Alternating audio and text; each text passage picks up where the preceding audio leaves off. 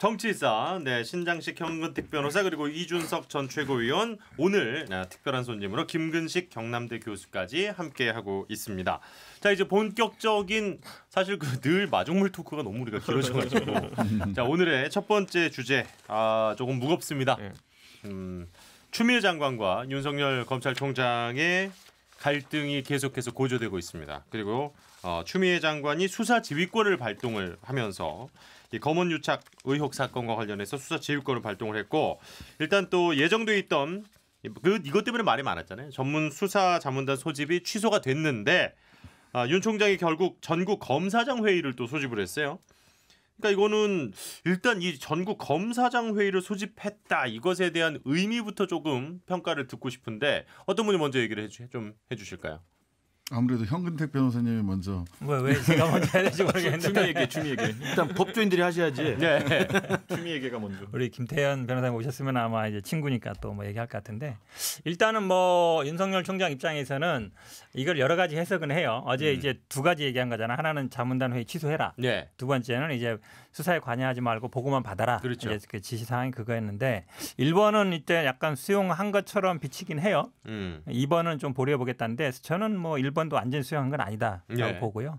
지금 아마 이제 오전에 검사장 회의, 오후에 2시에 아마 재경 지부 뭐 지검장 회의, 오후 4시에 아마 재경 외 지검장 회의 이렇게 잡았던데 저는 왜 재경하고 재경 외를 구분하는지 잘 모르겠지만 아무튼 그러니까 검사장이나 지검장들의 어떤 의견을 듣겠다라는 얘기인데 그 얘기는 뭐 바로 수용한다기보다는 좀 내부 토론을 거치겠다는 얘기인데 그러니까 제가 보기에는 그러니까 어제 얘기 보면 그 이 자문단 회의를 취소한 것도 지위를 수용한 건 아니다라고 얘기했어요. 네. 그러니까 많은 사람들은 1번은 수용한 거 아니냐라고 보지만 저는 뭐 그렇게 안 봅니다. 그러면 일단 의견 내부 토론을 거치겠다는 얘기인데 약간 저는 뭐 이거를 약간 어느 정도 우회하기 위한 방법이라고 봐요. 그러니까 어제까지는 아마 우회 방법이 서로 타협책으로 나왔던 것들이 결국은 특임 검사를 윤석열 총장이 받는 거 아니냐라는 얘기가 있었는데. 아니 근데 내부 토론에서 좋은 이야기가 나올 확률이 대단히 낮지 않습니까, 솔직히? 그거는 근데 잘 몰라요. 왜 그러냐면 지난번에 이제 검사장이나 지검장 등 되신 분들 중에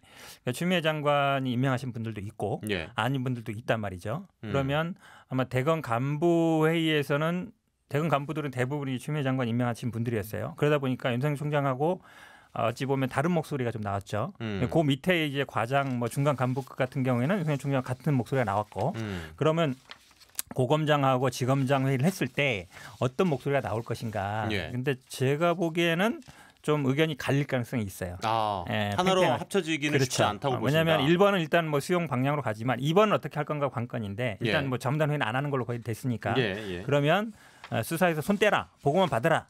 이거를 과연 받을 건가 안 받을 건가가 오늘 제가 보기에 쟁점인데 저는 뭐 하나로 통일되긴 쉽지 않은 상황인 것 같습니다. 그러니까 저는 이제 수사 지휘권이라는 걸 이야기하면서 과거에 수사 지휘권이 발동된 사례가 워낙 적기 때문에 그때는 보면 구속 수사해라 말아라 이 정도가 우선 그 당시에 수사 지휘 내용이었잖아요.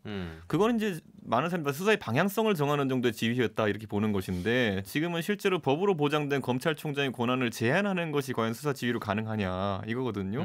당신 직은 달고 있지만 직무 수행하지 마라라고 지시하는 것이 보통 일반적인 상황에서 가능한가라는 것인데 이런 거죠. 누가 가가지고 치킨 먹어라 피자 먹어라 골라줄 수는 있겠지만은 밥을 먹지 말아라 이래버리면 이건 약간 다른 문제거든요. 그러니까 저는 지금 시점에서 아마 검사장 회의에서도 이걸 한번 받았을 때 그럼 앞으로 사실 추미애 장관이 뭐 검사 하나하나 개개인을 이제 직무정지 시킬 수 있다는 얘기거든요. 그러니까 이거는 그렇게는 못 하고요. 그러니까 제가 이제 이게 말하는 게 뭐냐면 특정수사에서 배제시키는 방향으로 이제 수사지휘를 할 수 있다라고 하는 것, 아니면 개선 자체를 이제 허물어뜨리는 방향으로 수사지휘를 할 수 있다는 거는 이건 선례가 없는 일이기 때문에 아마 이거에 대해서 선례 좀 분석해 보려고 할 겁니다. 요거에 대한 그러면 요거를 이렇게 보는 시각이 있어요. 그 최강욱 의원이 그 얘기를 했더라고요. 그러니까 예를 들어서 국방부 장관이 어떤 지시를 했는데 육군참모총장이 그 지시를 거스르면 이건 정말 문제가 큰 거 아니냐. 그러니까 이거랑 뭐가 다르냐. 뭐 이렇게 또 얘기를 하시던데 그런 시각에는 또 좀 반론이 있을까요? 국방부 장관하고 밑에 이제 그 국방부 장관은 대개 군의 사무 내지는 군의 여러 가지 그 정책에 대한 걸 하지만 군령권과 군정권이 있거든요. 군령권은 합참의장이 하게 돼 있습니다. 그래서 실제로 작전과 관련된 전투와 관련된 합참의장이 전적인 권한을 가진 거고요. 국방장관은 보고만 받게 돼 있습니다. 그리고 이제 군정권은 인사에 관한 건데 이건 대부분 각군 참모총장이 하는 거거든요. 그러니까 사실 국방부 장관은 그래서 군 출신이긴 합니다만 민간으로서 군 전체 국방 정책을 만들고 대의회 업무, 그다음에 대국민 업무를 하는 것이지 군정과 군령이라는 구체적인 권한을 행사하지는 않아요. 저는 마찬가지로 지금 검찰도 지금 검찰청법 8조를 8항을 뭐 예를 들어 가지고 뭐 수사 지휘를 한다 그러는데 두 분 법조인 계시지만 검찰청법 8조는 법무부 장관이 시시때때로 시시콜콜하게 다 검찰총장을 지휘하라고 권한을 부여한 내용이 아니에요. 그 조항의 취지가 가능하면 작게 하고 최소화라는 이야기거든요. 불가피할 경우에는 굳이 조금만 하고 불가피할 경우에도 일선 검사를 하지 말고 총장을 통해서만 해라라는 것이지 이게 그러면 수사 자문단을 할 건지 말 건지 심의를 할 건지 말 건지 이런 거에 대해 시시콜콜하게 야 내 말 들어라는 것을 지휘라고 하는 건 제가 볼 때 검찰청법 8조에 대한 잘못된 해석이고 검찰총장의 자율성 그렇게 이야기하는 사법권의 권력으로 독립 있잖아요. 이 부분을 근본으로 해소하는 겁니다. 제가 좀 국방장관 전용 메뉴 정하기 시작하면 군 조직 무너지는 아니 권한이 있다고는 할 수 있겠죠. 내려가기 시작하면은 그런데 그러기 시작하면 군대 이게 어찌 보면 이제 굉장히 이제 이례적이다 지위가 이게 어째 포커스에 하나 있는 것 같아요. 그래요. 수시로 하지 말아야 된다. 오늘 제가 우연하게 예전에 천정배 장관 있을 때 보좌관하고 점심을 먹었는데 그때 이제 지휘 수사 지휘했던. 근데 그분 얘기하는 것도 이거예요. 그 이전에는 대부분 전화를 굳이 안 해도 법무부의 간부들이 대검 간부들한테 전화하면 다 된다는 거예요. 쉽게 얘기하면 이렇게 하라 그러면 이렇게 된다는 거예요. 굳이 장관이 지휘할 필요 없이 밑에 간부급에서 수시로 전화로 다 되는데 이게 그 검찰 출신이 아니고 이런 분들이 장관 오다 보니까 자꾸 이제 서류로 그럼 문서로 해라. 서로 근거를 남겨라는 거예요. 한마디로 얘기하면. 그러다 보니까 결국은 이제 그렇게까지 갈 수밖에 없었다라고 얘기를 하던데 이것도 마찬가지로 봐요. 그러니까 어쨌든 추미애 장관이 그전에는 대부분 어쨌든 검찰 선배들이고 대부분 이러다 보면 간부급도 그 선후배 관계가 돼 있고 그러면 이제 다 구두로 하는 거예요. 이렇게 해라 저렇게. 지시가 되고 보고가 올라오는 과정이었는데 어쨌든 검찰 출신이 아니다 보니까 이렇게 문서로 하게 된 것이고 지금 두 번째로 이제 그 검찰총장의 권한을 제한하게 된다는데 수사 지휘라든지 상부에서 지휘를 하게 되면 하급자 같은 경우에는 권한이 제한되는 건 필수적이에요. 하급자의 권한을 100% 보장해 주면서 위에서 장관이 검찰총장을 지휘하는 방법은 없어요. 그러니까 지휘라는 건 기본적으로 밑에 사람의 권한을 제한하게 돼 있어요. 그거를 검찰이 뭐 동성을 침해한다 아니면 뭐 이렇게 얘기하는 거는 그 지휘 자체를 받지 않겠다는 거나 마찬가지로 봐요. 아니 근데 오늘 민주당에서는 검찰의 독립성이 필요가 없다는 얘기까지 하던데요. 왜 필요 없어? 필요는 있지. 김 변호사님.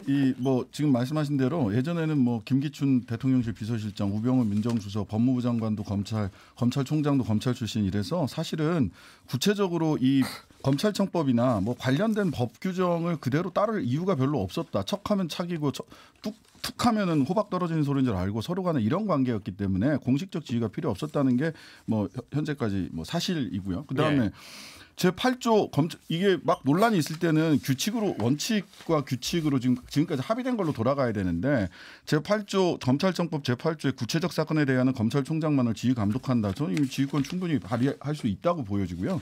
검사장 회의가 저는 실체가 없는 회의가 지금 진행되고 있다. 합리적 의사결정을 위한 협의체 등 운영에 관한 지침이 있어요. 대검 예규에. 그러면 여기에 협의체 등의 종류해서 3가지가 적시되어 있습니다. 대검찰청 부장회의, 지방검찰청 등의 부장검사회의. 그러니까 지청으로 가면 부장회의 또 하는 거죠. 부장회의. 그다음에 전문수사자문단 3개밖에 없어요. 그러니까 검사장 회의는 그냥 친목단체예요. 존재하지 않는 실제로 공식적으로 합리적 의사결정을 위한 협의체 등 운영에 관한 지침이 없는 회의예요. 그냥 그러다 보니까 결국은 대검에서도 그냥 의견을 듣는 자리다. 간담회 같이? 간담회 같이 의견을 듣는 자리다. 근데 그 의견을 듣는 자리를 왜 이렇게 7월 3일 날 거창하게 개최를 하느냐. 뭐 나름의 여론 정치를 하고자 하는 거죠. 거기서 무슨 얘기가 나오는가를 가지고. 아니 그런데 원래 정당에서도 중진 연석회의 같은 거는 당원 당규에 없어요. 그런데 중요한 판단을 하기 전에 거기가 정당입니까 검찰이? 아니 근데 뭐 정의당이야 중진이 없으니까 그럴 수 있겠지만은 일반적인 정당에서는 중진 연석회의를 해서 모으고 저는 당장 민주당에서 이걸 철학적으로 어떻게 접근하는지 궁금한 놀라운 게 이번에 법사위원장 대신 윤호중 의원이 실제 그 발언을 기자들한테 그냥 대놓고 했어요. 검찰은 독립성을 가질 필요가 없는 기관이다라는 것을. 앞으로 이 철학 밀고 나갈 거면은 좀 더 당당하게 했으면 좋겠어요. 방금 전에 현근택 변호사는 화들짝 놀랐지만은 이게 윤호중 법사위원장의 발언이에요. 검찰은 독립성. 자, 그거를 아니 내가 반박할게요. 반박할게. 예. 짧게 요거하고 그러니까 뭐에 대해서 비교하는 거냐면 사법부 같은 경우는 독립성이 맞다. 사법부는 삼권 분립이 돼 있잖아요. 입법, 사법, 행정. 그래서 사법부는 독립된 기관이 맞아요.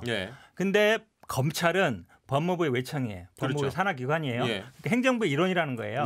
그러니까 우리가 검찰의 수사의 독립성 얘기하지만 그거는 법원의 독립성과는 다른 것이다. 라는 의미에서 독립성이 독립성이 필요하다는 거 안 하다는 거예요. 그러니까 중립적으로 필요하다는 거 안 하다는 거예요. 사법부의 독립성과는 다르다는 얘기예요. 네, 중립적으로 수사를 해라 어느 쪽에 치우치지 않고 중립적으로 수사를 하기 위해서 독립성이라는 표현을 지금까지 써왔던 거고 여기서 얘기하는 독립성은 사법부가 독립돼 있다는 거는 당연히 다른 문제죠. 다만 중요한 거는 중립적 수사를 위해서 일정한 독립성이 필요하다라고 하는 측면에서는 우리가 독립성이라는 얘기를 쓸 수 있다고 저는 봐요. 막 용어를 재정의하기 시작하는 거예요. 아니 재정리가 아니라 그게 맞아요. 한 거지 그게. 제가 오늘 처음 와보니까 언제 끼어들을지 잘 모르겠어. 과감하게 들어가시거나 저한테 끼어들면 돼요. 저한테 손을 들어주셔도 돼요. 저 말씀 하나 드리면 우선 검찰정법에 따라서 검찰총장의 수사 지휘를 하는 것이 아까 말씀드린 최소화의 원칙이고 되도록이면 권한을 쓰지 않는 게 지금 입법 취지라는 게 분명하고요. 두 번째는 지난 2005년에 있었던 천정배 장관이 김종빈 총장이 했던 강정구 교수 불구속 수사 지휘는요. 검찰의 인권 수사에 관련된 방향을 제시한 겁니다. 대학 교수가 국가보안법 위반으로 반국가단체 찬양 고무가 돼 있으니 이 수사를 하는데 꼭 인신을 구속해야 되느냐 말아야 되는 입장에서 천정배 당시 법무장관은 상당히 진보적 입장에서 인권 수사의 원칙이 더 중요하기 때문에 불구속 수사를 지휘한 거예요. 이것은 장관으로서 할 수 있는 인권 수사의 방향을 제시했다는 의미가 있습니다. 그런데 지금 벌어지고 있는 꼴은 뭡니까? 이게 수사의 방향 관련해서 우리 신 변호사 있고 현 변호사 있으니까 제가 진짜 가슴이 얹고 묻고 싶어요. 지금 이야기했을 때 수사 자문단에는 절대 안 되고 수사 심의는 되고 그다음에 이성윤은 무조건 하면 되고 윤석열이 대검을 하지 마라. 이게 지금 검찰의 개혁과 인권수사 방향과 목숨을 걸고 지켜야 될 검찰총장을 지휘할 만한 중요한 사안입니까? 난 묻고 싶어요. 제발 솔직해집시다. 나는 중요한 사건이라고 봐요. 그건 아니죠. 아니 왜 의견은 다르니까. 제가 볼 때는 오히려 그렇다고 한다면 추미애 장관이 그나마 중립성을 주장을 해서 외견상으로도 객관적으로 보이려면 이성윤도 그런 손대라고 그러고 윤석열도 손대라 하는 게 맞아요. 그렇지 않아요? 그리고 수사자문도 못하게 하고 그러면 심의도 못하게 하는 게 맞아요. 그러나 지금 일방적으로 편을 들고 있잖아요. 그다음에 이 사건 자체는 굉장히 정치적 사안으로 지금 복잡하게 얽혀있는 사안인데 그러니까 저는 2005년에 천정배 김종빈의 수사지휘권 갖고는 본질적으로 다르다는 겁니다. 오케이. 예. 어차피 교수님 저희 네 명은 하나로 의견이 모아질 수가 없는 조합이겠죠. 답을 이렇게 사실은 그렇지 않아요. 동의를 구하실 필요는 없어요. 예. 내가 너무 흥분했어. 다른 의견을 서로 듣는 자리니까. 그래도 신자식 변호사는 좀 고개 숙이고 있는데 그래도 좀. 나는 뭐 선배니까 특임검사 운영에 관한 지침으로. 자 진정하시고. 자 현 변호사님. 저는 이 검언 유착 사건이라고 얘기하는 거에 반대하는 사람이에요. 왜냐하면 이거는 검찰의 정치 개입 시도 사건이 맞아요. 왜냐하면 다들 이제 그렇죠. 왜냐하면 이게 다들 알기는 뭐 검사장과 기자가 뭔가 하려다가 실패한 거 아니냐로 보는데 그 내용은 뭐냐면 총선을 앞두고 3월 말 4월 초에 얘기가 여러 번 나왔단 말이죠. 그렇죠. 여권에 유력한 사람 유시민이 결국 관여했느냐 안 했느냐 이게 만약에 성공했다 그러면 어땠을까? 그러면 3월 말 4월 초에 유시민 이사장이 검찰청에 불려가는 게 딱 나오는 구도예요. 그리고 기자들끼리 주고받았던 문자도 보면 이게 어차피 민주당은 어쨌든 선거 망했다. 그 카드란 말이죠. 그거를 시도하려다가 안 된 거예요. 제가 보기에는 그게 핵심이기 때문에 이거는 왜냐하면 어찌 보면 이제 한명숙 총리 사건하고 비슷해요. 그때는 어쨌든 성공한 거죠. 그 수사 전에 어쨌든 그 서울시장 선거 전에 현 변호사님의 견해니까요. 그렇죠. 그렇게 하려고 하다가 실패한 사건이기 때문에 이거는 굉장히 검찰의 단순히 언론과의 유착 문제가 아니라 정치의 개입을 시도하려다가 안 된 사건이기 때문에 굉장히 중요한 사건이고 지금 말씀처럼 뭐 누구는 옳고 누구는 그러냐가 아니라 윤석열 총장과 가까운 측근이 어쨌든 관여됐다라는 게 지금까지는 어느 정도 나온 사건인데 그게 수사가 안 되고 있잖아요. 빙빙 돌리고 있고. 그럼 이게 간단히 수사는 어려운 사건이 아니에요. 실제로 관여됐는지 아닌지 아니면 불러서 조사해보면 되고 녹취록 까보면 되는 건데 그게 안 되고 있으니까 문제인 거죠. 그걸 하자는 얘기예요. 콩할 만한 얘기 저렇게 엄청난 음모론을 만들어내는지 진짜 잘 모르겠는데 진짜. 이렇게 정리를 좀 해보죠. 추미애 장관이 이렇게 어쨌든 윤석열 지금 총장을 압박하는 건 맞습니다. 그죠? 예. 요건 결국 나가라는 얘기인가요? 당연하죠. 나가라는 얘기죠. 예, 이렇게 보고 계시고. 자존심을 긁어서 나가게. 그런데 이제 윤석열 총장은 중앙일보 보도가 나왔더라고요. 그 뭐 내가 누구 좋으라고 나가냐. 아니 명백하게 이제 측근들에게. 아니 지금 명백하게 시비를 걸고 있는 게 그 추미애 장관이 맞는 게 추미애 장관 입에서는 윤석열 장관 이야기 계속 나오거든요. 윤석열 장관은 상종을 안 해요 지금 추미애 장관은. 그러니까 누가 누구에게 일방적으로 지금 구애를 하고 있는지 알겠습니다. 누가 누구랑 붙고 싶어하는지 알 수 있죠. 예. 그럼 민주당 입장에서도 그걸 원합니까? 나가라는 거 아니에요. 아하. 나가라는 거 아니에요. 나가라는 거 아니죠. 왜냐면 뭐 수사 지휘했다고 나가라 할 게 있어요. 임기가 보장돼 있고, 그렇죠. 그 다음에 뭐 수사 지휘라는 건 법에 있는 건데 그거 한다고 해서 나가라는 건 아니고요. 어쨌든 이 수사에서 좀 관여하지 말아라. 수사팀이 제대로 할 거면 놔둬라 이런 얘기죠. 저는 이게 좀 빨리 어디서 어떤 형식으로 수사할 거냐를 좀 넘어서서 이거 사실 사건 자체는 그렇게 어려운 사건 아니거든요. 한동훈 검사장이 일단 포렌식을 계속 지금 협조를 안 하고 있잖아요. 뭐 그런 거 뭐 이런저런 걸 다 떠나서 어디서 할 거냐를 가지고 처음에 뭐 여기서 해라. 그랬더니 인권 감독관실로 갔어요. 중앙지검. 그랬다가 그냥 감독관실에서만 할 게 아니라 윤석열 총장 지시에 따라서 그 서울중앙지검장 이렇게 해가지고 정진웅 부장검사 형사 1부장이 수사를 했어요. 정진웅 부장검사 있는 형사 1부가 윤석열 총장 장모 사건, 그다음에 유우성 간첩 조작 사건 뭐 이런 등등등 했어요. 한 곳이에요. 그러니까 검사들을 대상으로 해서 이런저런 사건을 많이 했던 곳이거든요. 근데 거기서 사건이 쭉 진행되다가 뭐 일방적으로 또 정권 편을 들었다거나 한 것도 아니에요. 또 오히려 검사 봐주기 수사했다고 해서 여론의 지탄을 받았던 부서기도 하거든요. 근데 거기서 그 구속 수사하자, 구속 영장 쳐야 된다, 내지는 뭐 기소해야 된다 이런 의견 나오니까 갑자기 수사자문단으로 또 돌려 윤석열 총장이. 그러니까 계속 어디에선가 그게 인권감독관실이든 형사 일부든 간에 계속 수사를 하면 진행을 하면 되는데 계속 돌린단 말이에요. 폭탄 돌리기 하듯이 윤 총장이. 저는 이거는 더 이상 하면 안 된다. 빨리 실체로 들어가야 된다. 그만했으면 좋겠어요. 동의하고요. 저는 아까 말씀드린 것처럼 실체가 얼마나 중요하고 대한민국을 경청동지할 사건인지 모르겠으나 검찰총장을 그렇게 이례적으로 수사 지휘하면서까지 이 사건에 대해서 해야 되는지는 지금도 납득이 안 되고, 또 하나는 제일 중요한 건 한동훈 검사장이 윤석열 총장의 측근이니까 이게 이해 충돌이 있어서 이게 믿을 수 없다는 거 아닙니까? 근데 똑같습니다. 이성윤 지금 중앙지검장도 똑같아요. 이성윤 지검장이 고발된 상태입니다. 그 한동훈 검사장하고 전화한 게 있었잖아요. 이성윤 검사장이 검찰국장 시절에 윤석열 총장 밑에 반부패 부장할 때 야 그거 윤석열 빼고 우리 조국 수사하면 안 되겠냐 했다. 그거 폭로가 돼가지고 검찰 수사 고발돼 있습니다. 그럼 이성윤 검사장도 같이 자기가 지금 이해 당사자예요. 그러니까 제가 아까 말씀드린 게 추미애 장관이 최소한의 객관성을 유지하려면 초타 이거야. 한동훈이 측근이니까 윤석열 빼라 이거야. 그럼 이성윤도 빼라 이거예요. 그래야 국민이 납득을 해서 우리 신 변호사 말대로 명명백백하게 진짜 다 드러나면 되죠. 근데 왜 한쪽 평만 일방적으로 드냐 이거예요. 저는 교수님 의견에 동의할 수 없는 게요. 이성윤 지검장이 고발당하면 이해 당사자예요? 조국 사건이 아니잖아 이거는. 한동훈 아니 고발은 누구나 할 수 있고 할 수 있는 사건이에요.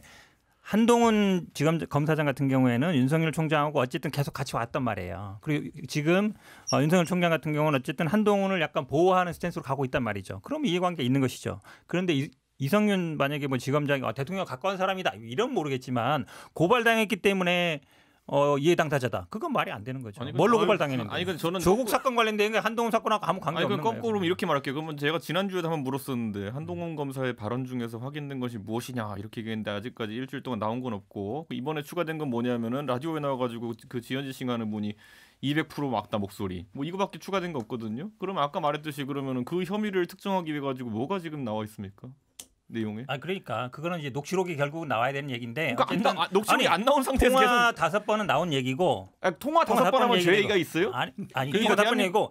아니 채널A 그 보고서에도 결국은 그 실명을 얘기는 안 했지만 어쨌든 취재 대상인 사람인가 아니면 검찰 고위 간부를 하여튼 거명하면서 다가섰다는 얘기 나온 얘기잖아요. 그러니까 내가 이거잖아. 그러니까 한동훈 검사가 수사하자고요. 수사. 아니 제가 얘기할게요. 이건 왜냐면은 제가 이렇게 수사하자. 녹취록 빨리 까. 그럼 돼. 아니 유착 관계를 밝힌다는 거는 실제로 한동훈 검사도 거기에 주체로 등장해야 되는 것인데 한동훈 검사가 뭐 했는지에 대해서는 지금 하나도 지금 얘기를 못 하잖아요, 지금. 그러니까 지난주부터 지금 말씀하신 내용인데 지난주부터 이번 주까지 수사가 진행된 게 하나도 없어요. 그래서 나온 게 일단 없고 아니, 그래서 벌써 얘기하는 건 속단이잖아요. 보면 아니 형사부에서는 형사 일부에서는 피의자라고 생각을 해가지고 압수수색을 했고 핸드폰을. 근데 핸드폰 포렌식 진행 못 하고 있는 거고. 그다음에 그 이후에 이거는 기소해야 된다. 기소 의견으로 대검에 올라갔는데 그게 그냥 중단된 거예요. 지금 윤 총장이 빙빙 돌리고 있는 거예요. 지금. 그러니까 형사부에서는 수사하자는 어쨌든 거잖아. 빨리 수사가 그냥 차라리 돼서 명명백백해졌으면 좋겠다는 게 네 분 다 동의하시는 거 아니에요?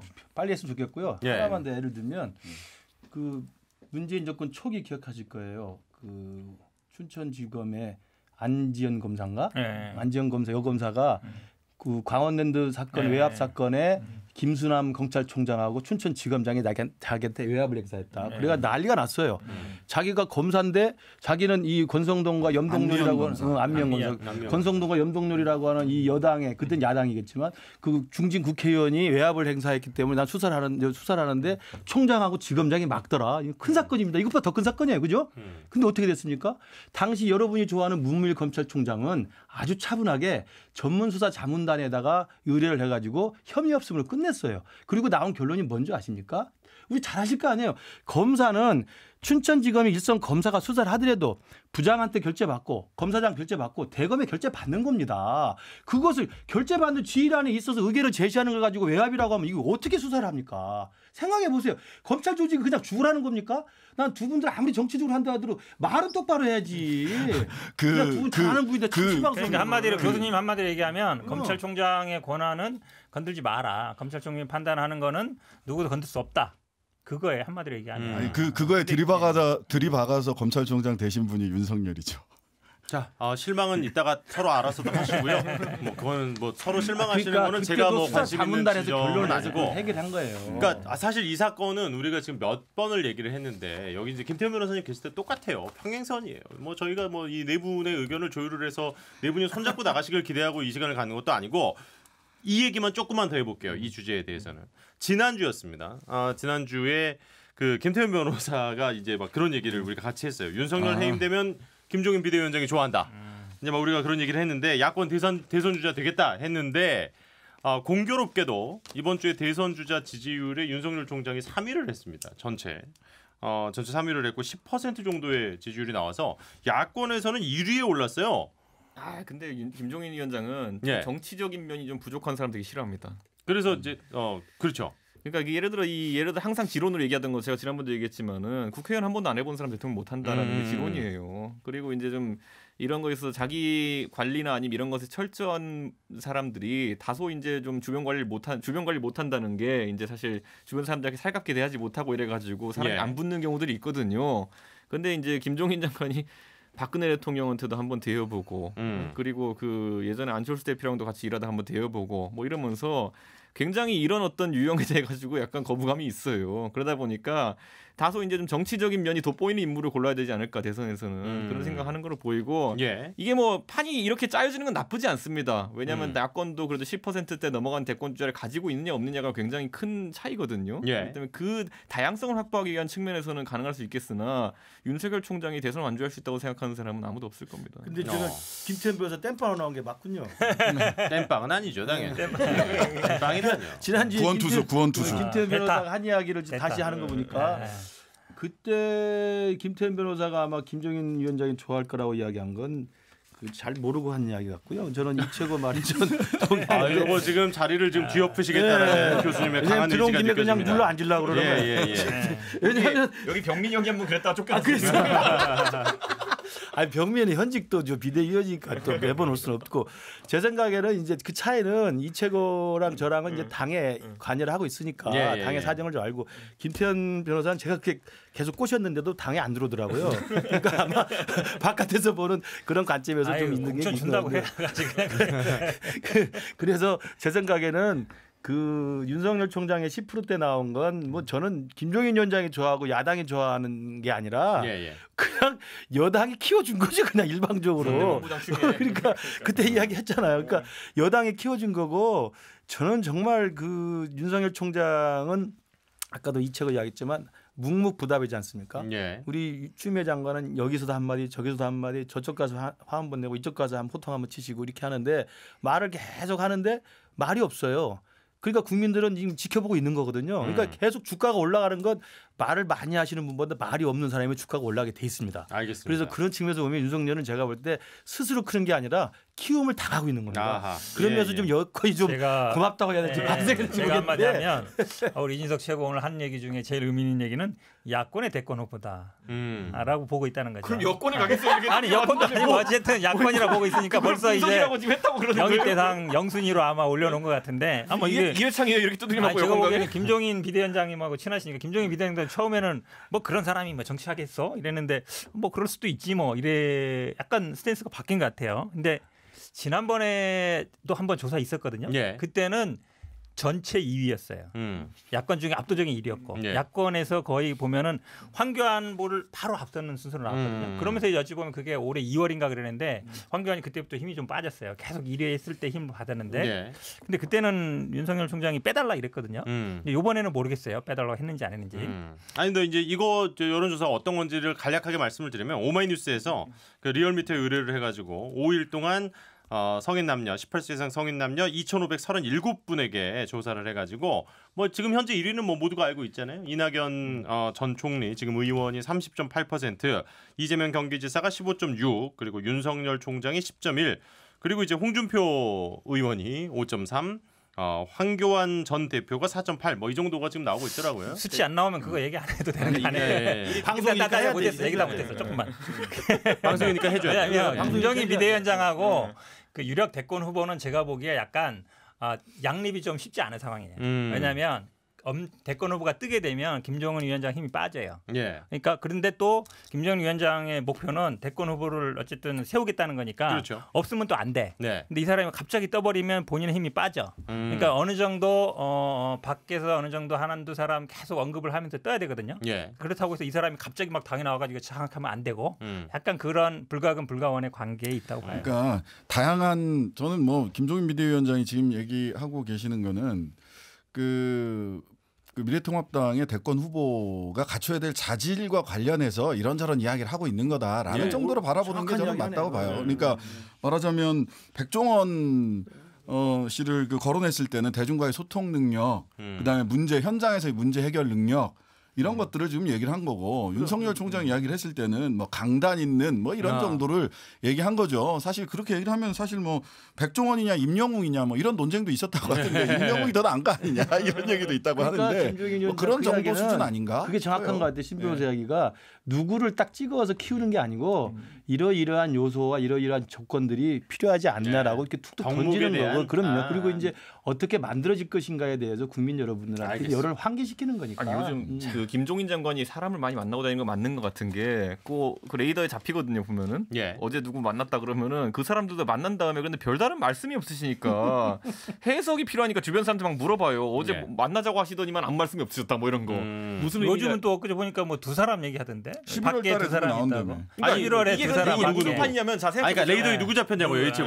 제가 방송에 많이 나오는 분들 많아. 그런데 아니 여기 와서는 얘기해 말할 수 없어. 그러니까 언론에는 보니까 뭐 왜냐면은 김동연 총리 근데 이렇게 봐봐. 이 사람들을 지금 제가 알기만 해도 제가 봤을 때 사회 저명 인사들을 지난주에만 한 7-8분 만나셨어요. 제가 알기로는. 힌트만 좀 줘요. 자, 그랬을 때 그냥 가면 어떡해. 7-8분 보면 한 달 동안에 몇십 명 만난 거예요, 보면은. 근데 거기다 대놓고 2명 이래버리잖아요. 그러면 다들 부글부글 마음이 동하는 거야 이제 보면은. 난가? 그렇죠. 아니 2명 중에 한 명이라도 이름을 좀 얘기해주고 가야지. 한 명만 얘기하면 오해가 있고 2명을 다 얘기해야 돼. 기업인 하나 있는데 나는 기업인? 그 사람하고 말된다 이게 생각했는데 어쨌든 뭐 이렇게 막 마음이 동하기 시작하는 거예요. 근데 이런 판을 짠 거 자체가 아까 말했던 것처럼 결국엔 본인의 권력 기반을 공고히 한 데 있어가지고 본인이 심판 역할을 한다는 이미지가 각인되게 되면은 특수한 상황이 생기는 거거든요. 어쨌든 뭐 이제 룰 메이커가 되고 싶어 하시고. 그리고 이번에 미래통합당 어쨌든 대선까지 거장 관리 하시겠네. 혼자 절대. 대선까지 가는 과정 속에서 이런 흥행이 어느 정도 필요해요. 왜냐하면은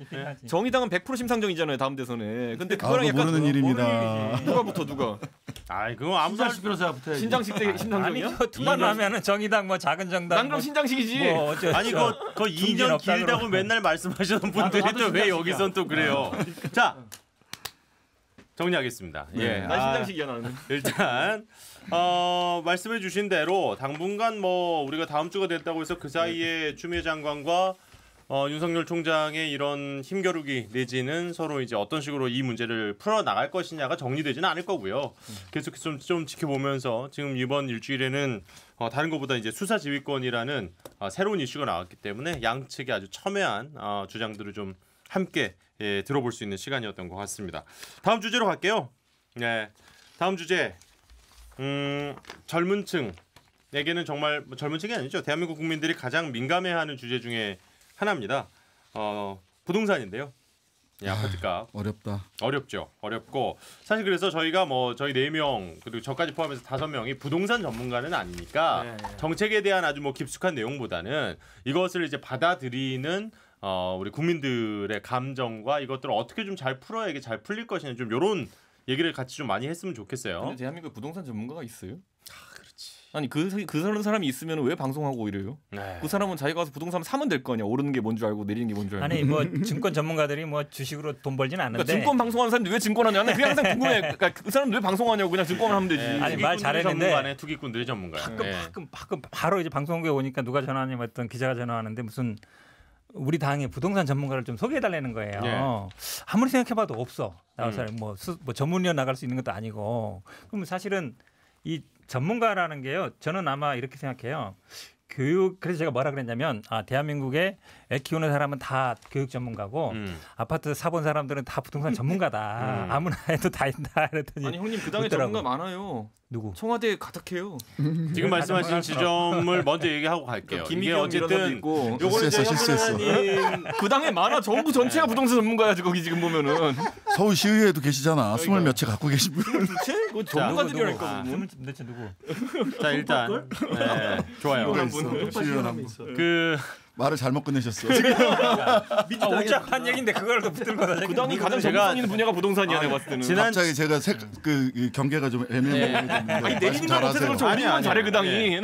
자 2006년부터 2019년까지 13년 사이에 3선 이상의 의원들이 평균 18억을 버셨대요. 재산 증식이 그런 걸 보면은 그리고 일반적인 국민들은 1억 1,000만 원 정도 재산이 증가했다고 합니다. 저만 해도 지금 이제 전세 살고 있는 사람 입장에서 대단히 좀 허탈해지는 뉴스들을 많이 보거든요.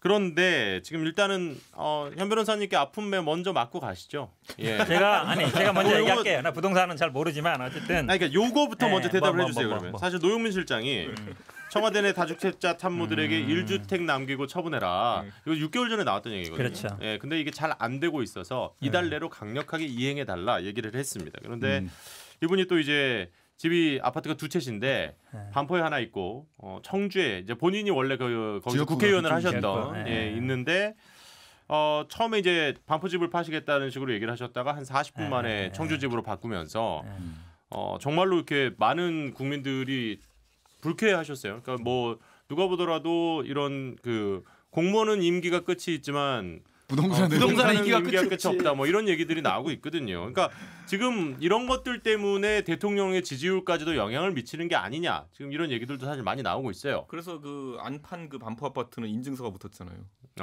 여기는 오르겠죠. 청와대 실장 인증. 여기는 오른다. 여기는 오른다. 그러니까 이거 어떻게 좀 바라봐야 될까요? 할 말 없죠 뭐. 이게 우리 프로그램의 가장 큰 장점이라니까요. 왜 그러냐면 노영민 실장이 시그널을 준 거죠. 똘똘한 한 채. 똘똘한 한 채.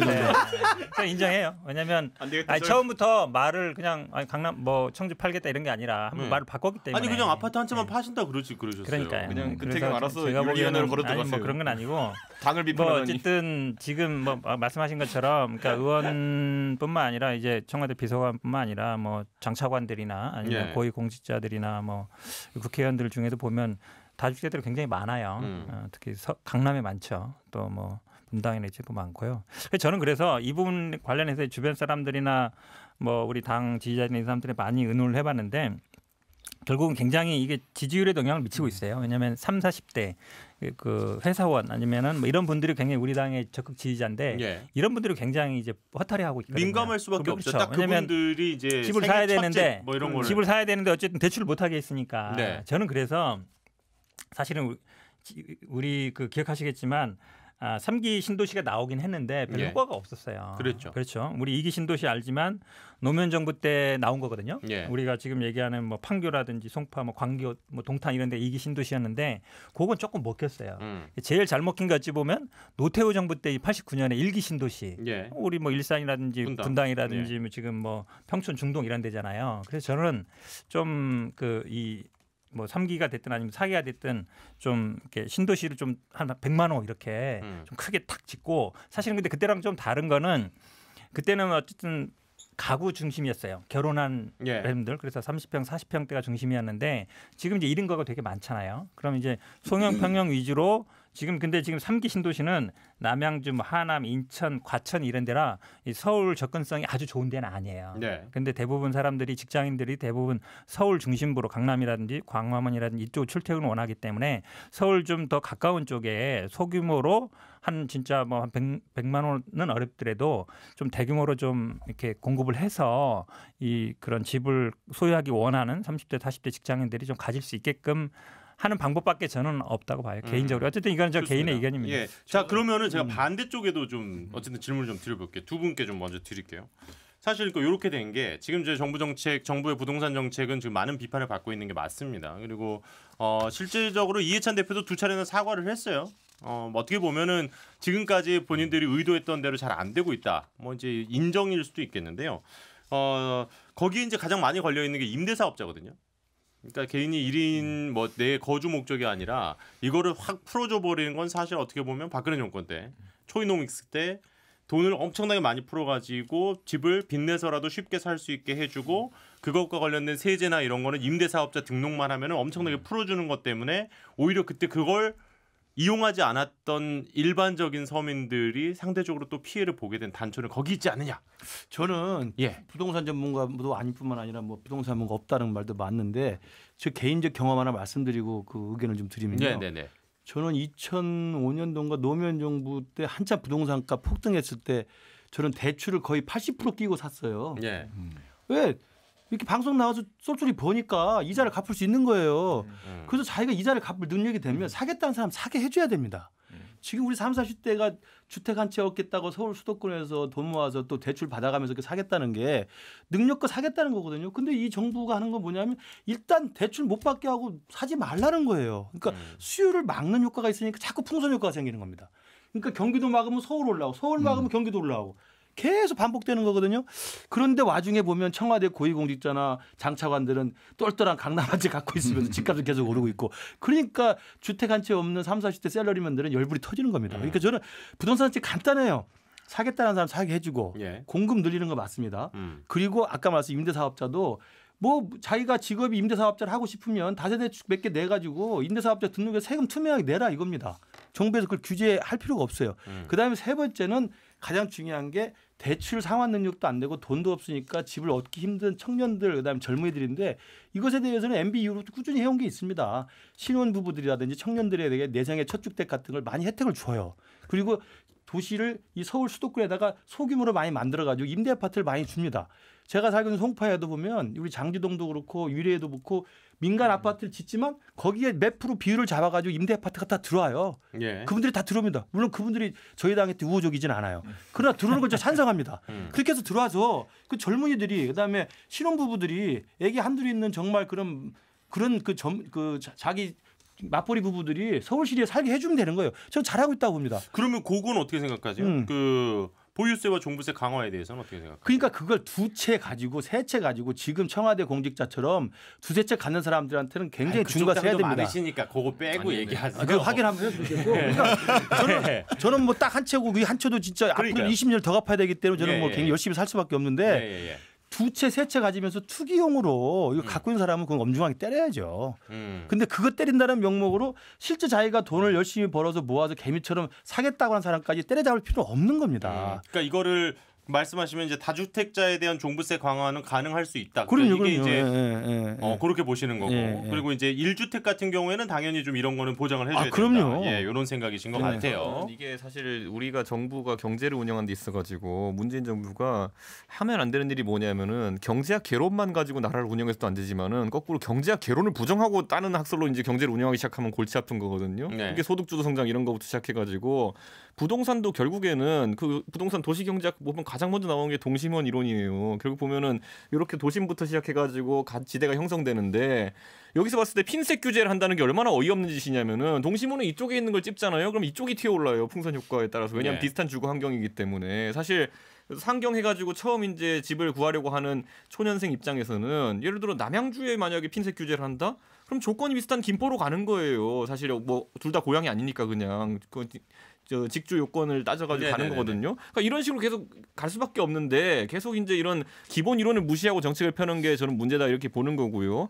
저는 투기와 투자를 자꾸 구분하려고 하다 보니까 투기자를 색출하는 방식이 있어가지고 주택을 몇 채 갖고 있느냐 이런 게 사실 분류의 기준이 되기가 어려워요 보면은. 사실 저만 해도 보세요. 저만 해도 저는 주택을 최근에 구입했지만은 기준은 딱 한 가지였어요. 저는 정치를 상계동에서 해야 되기 때문에 상계동에서 사야 되고 한 번 사면은 난 어차피 주택 구입한 이력이 계속 뭐 청문회든 뭐든 나올지도 모르니까 그렇죠. 나는 사서 계속 살 거니까 사는 김에 좋은 집을 신축을 사겠다예요. 지하주차장 있는 집을 사겠다. 그래서 샀어요. 그런데 이 집이 이런 식의 집이 공급이 안 되다 보니까 폭등한 거예요 보면은. 그러니까 저는 이게 이번에 대통령께서 많이 올랐다고 좀 자랑하시는 많이 올랐다고 자랑. 아니 올랐어. 근데 나는 어차피 제가 말했죠. 이건 팔집이 아니기 때문에 올라도 나는 비싼 시멘트 깔고 앉고 자는 것밖에 없어요. 그런데 한 채 가진 사람 똑같은 거야. 그러니까 제가 얘기하고 싶은 거는 사실 대통령께서 이번에 여기에 대한 대책으로 30대가 주택을 마련하기 편한 대책을 만들어라 이렇게 얘기했는데 그럼 30대가 살고 싶어하는 집이 뭐냐 했을 때 저는 공급을 잘해야 된다 봐요. 공급을 늘리라고 얘기했는데 3기 신도시 뭐 그 정도 직주 근접성이라면 좀 괜찮다 이렇게 보지만은 지금 만약에 서울 도심지에 예를 들어 지금 젊은 세대 같은 경우에는 서울의 직주 근접성이 좋은 곳에 뭐 평수가 좀 작다 하더라도 신축으로 살고 싶어하는 그게 되게 강해요 지금 보면은. 그렇다면 그 공급을 늘려야 되는데 재건축 재개발 다 막아놓고 그걸 어떻게 신축을 공급할 겁니까? 그러다 보니까 정말 젊은 세대가 살고 싶어하는 형태의 주택이 아니라 또 이제 외곽지에 가가지고 뭐 양주 이런 데 가지고 공급하고 대구 공급하고 이렇게 가는 거거든요. 저는 딱 그 시기에 수요가 있는 것에 대해 가지고 공급을 해야 된다 이런 생각을 합니다. 오케이. 자, 신 변호사님. 우선 저는 생각에 일단 하나의 관점을 한번 좀 바꿔봐야 돼요. 지금 우리나라 주택 보급률 한 105%, 110% 이 정도 돼요. 가구수 대비로 하면 주택 숫자는 그래요. 그렇지. 가구수보다 많죠. 가구수보다 주택 수가 많아요. 그렇죠. 가구수 대비 주택은 많죠. 근데 이제 자가 소유율은 한 58% 정도 돼요. 그것도 많이 올라간 거예요. 40%대에서 거의 60% 근접하게 올라갔단 말이죠. 그러면은 뭐 집을 잘 돌려쓰기만 하면 되는 거 아니야? 옛날에 소위 진보 쪽에서 그런 얘기 많이 했는데 실은 적절한 집, 데센트 하우징이라고 하는 적절한 집이라고 하는 측면에서 보면 아직 공급이 부족해요. 대략 120%가 넘어가야 대체로 자기가 살고 싶은 집에 가서 살 수 있다고 하니까 일단 공급을 여전히 늘려야 된다. 역시 보수가 돼가고 있어. 아니 이거는 이 공부를 하면 거기까지 갈 수 있어요. 공부를 하면 보수가 되지. 자, 일단 공급을 더 늘려야 된다라는 게 이제 하나고 그 다음에 두 번째는 관점을 좀 바꿔서 지금 전부 다 이 정부도 그렇고 그 다음에 야당도 그렇고 전부 다 물론 필요해요. 자가주택이 필요한 사람들이 있죠. 그러니까 주택을 보유하는 것, 자가주택 소유를 욕구를 가지고 있는 사람들에게 집사할 수 있는 방안. 근데 또 투자는 안 된대. 그러니까 여기서 계속 모순이 발생해요. 투기하고 투자가 겹치는 그레이존이 분명히 있거든요. 있겠죠. 사실. 있을 수밖에 없어요. 근데 그거 어떻게 가를 거야. 근데 그러면 거꾸로 그리고 이제 집값은 계속 올라가잖아요. 올라가면서 이래서 뭐 1년, 2년, 1억, 2억 저축하기 어려운데 몇 년 지나고 나니까 내 아파트는 3억 올랐다, 4억 올랐다 이러면 진짜 일하고 싶은 생각이 뚝뚝 떨어지는 거 아니에요, 솔직히. 그러면 세입자 중심으로 거꾸로 이제 주택학자들한테 물어보니까 세입자들이 살만한 또 세입자들이 좀 싼 가격에 살 수 있는 주택의 재고가 늘어나면 오히려 자가주택의 값도 따라서 내려간다는 거예요. 그렇겠죠. 오히려. 그래서 관점을 자가주택 가격을 잡아서 세입자들도 좀 편하게 살 수 있게 하는 게 아니라 세입자들이 조금 더 싼 가격에 들어가서 살 수 있는 주택 공급을 많이 늘림으로 인해서 자가주택 가격을 거꾸로 끌어내릴 수 있는 방안 이런 접근법도 한번 해봄직하다. 그럼 어쨌든 지금 그 신 변호사님 말씀은 공적주택을 좀 많이 투입을 하자는 건가요? 그렇죠. 지금 말씀하신 임대주택이나 뭐 이런 근데 부분들. 이제 공적주택 접근을 할 때 하나 더 있는 게 한 줄 서기를 좀 할 수 있게 해줘야 돼요. 화장실 가면 우리 화장실에 누구 앞에 어느 문 앞에 서 있느냐에 따라서 맞아요. 서로 달라질 수 있잖아요. 그렇죠. 근데 우리나라 주택 공급 방법이요. 주택 학자들도 뭐가 있지 하는 거를 책 보고 그 뒤져보지 않으면 몰라요. 너무 많아서. 그러니까 오히려 그거는 공급하는 사람 그때 뭘 하나씩 만드는 거야. 뭐 행복주택도 만들었다 뭐 했다. 그게 아니고 주택이 필요한 사람들 그게 임대주택이든 네. 아니면 자가주택이든 네. 필요한 사람이 한 줄로 쓰면 이 사람 처지에 맞는 데 공급을 해줄 수 있게 이걸 개념을 바꿔야 된다. 왜 자꾸 난 이 줄에 잘못 썼나 봐. 난 저 줄에 잘못 썼나 봐. 서울에 있는 사람들 재개발 재건축 선입주하는 거에 저같이 관심 없는 사람이 그 청약저축 들어 있었는데 그 관심 없는 사람이 우리은행 한번 가니까 여기는 앞으로 서울에서는 아무 소용이 없는 거니까 딴 걸로 바꾸라고 그러더라고. 나는 지난 3, 4년간 하나도 몰랐어. 청약저축이 지금도 있어요? 있어요. 아직도 있어요. 그럼요. 그러니까 제가 지금 몇 년을 놓고 있는데 지금 이런 말씀을 하세요. 예를 들면 이제 공급을 하더라도 소비자 입장에서 한 줄 세워서 이 사람 특성에 맞는 거를 정책적으로 골라 들어가게 해줘요. 정의당 나오면 좋은 말이다. 그러니까 특성에 맞는 한 줄 서기. 공급한다가 된 핵심이다 이렇게 보는 그치, 거고요. 그거 좋은 이야기네. 아니 우리 방송 되게 오랜만에 이렇게 모두가 이렇게 웃으면서 끝낼 수 있는. 아니 다 같이 문제 좀 진보정당 출신 정책의 승리입니다. 이게 심상정에 꼭 대결로 나가. 자, 좋습니다. 예, 벌써 시간이 상당히 지금 많이 됐는데 요 얘기는 일단은 말씀해 주신 대로 상당히 뭐 오늘은 그러니까 바라보는 관점에 대한 의견 접근은 서로 좀 맞아 떨어지는 부분이 있는 것 같아요. 그러니까 집이라는 게 물론 지금 현 정부 정책에 대한 비판 내지는 어느 정도의 어쩔 수 없는 상황이 있었다. 뭐 이런 의견은 다르겠지만 나아가야 할 방향은 젊은 층이 살고 싶은 좋은 주택을 최대한 그 사람에게 맞는 주택을 많이 공급을 해줘서 집값을 낮춰야만 한다는 다 동의를 하실 것 같아요. 그래서 저는 되게 김 교수님께 인상적이었던 게 그 임대사업자와 관련해서 그러니까 1주택자가 아닌 사람들에게는 세금 부분도 좀 더 명확하게 하고 그러니까 흔히 생각할 때 미래통합당은 이제 종부세 강화에 대해서는 되게 좀 반대 입장을 많이 취하시니까. 네, 그건 이제 미래통합당이 강세 지역이 이제 강남이라고 자, 송파병 맞아. 송파병은 노원병에 다를 게 없어. 아니 내 처지 알아준 사람은 이채밖에 없네. 표현이 다르잖아. 이름만 송파지. 사실은 교수님 의견에 전적으로 동의해요. 왜냐하면 최초로 구입하거나 이런 분들은 사실은 30, 40대 직장인들이나 구입하주기 해줘야 돼요. 저도 뭐 요즘은 잘 안 가지만 여의도에 가서 기자들 만나거나 당기자들 만나서 30, 40대들 많잖아요. 20대도 있고 그러면 무조건 얘기해요.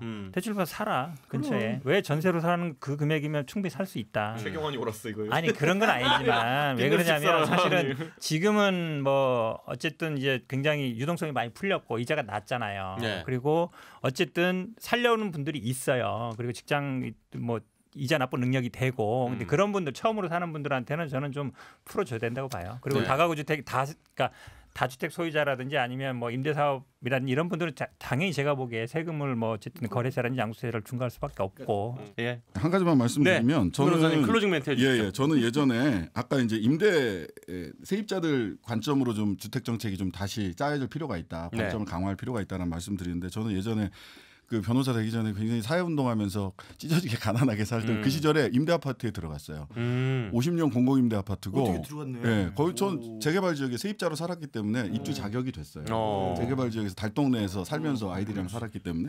근데 세상 편해요. 공공임대 아파트에 있으니까 사실은 그 제가 무슨 뭐 재산 증식을 할 생각이 없으니까 너무 편해. 다만 딱 한 가지. 이게 과거에 지어진 거라서 너무 그 가족 구성원이나 이 변화에 대응할 수가 없는 거예요. 좁고 한두 사람 살기에는 괜찮은데 결혼해갖고 이렇게 구성원이 다양해지면 아이가 늘어나면 그러면은 이게 되게 답답해질 수 있는 부분이 있어요. 그러니까 다양한 아까부터 계속 한 줄 서기 말씀을 드리는데 모양 딱 왁구 틀 하나 딱 정해놓고 거기에 누구든 거기 들어가서 사는 방법이 아니라 개인의 가족 구성원이나 연령이나 이런 거에 맞춰서 들어갈 수 있는 저렴한 공공임대 주택을 좀 과감하게 공급하는 것이 새로운 접근법일 수 있다라는 거를 뭐 말씀드립니다. 자 오늘 네 분 그리고 우리 김 교수님 오늘 처음 오셨는데 어떠셨나요? 아유 뭐 젊어진 것 같습니다. 자 다음 주에도 계속해서 변방이 아닌 정치 중심에 서고 싶은 유쾌한 토크 정치 토크쇼 정치인싸 계속됩니다. 지금까지 경남대 김근식 교수님, 이준석 미래통합당 전 최고위원 그리고 현근택 신장식 변호사님과 함께했습니다. 네 분 수고하셨습니다. 네, 감사합니다.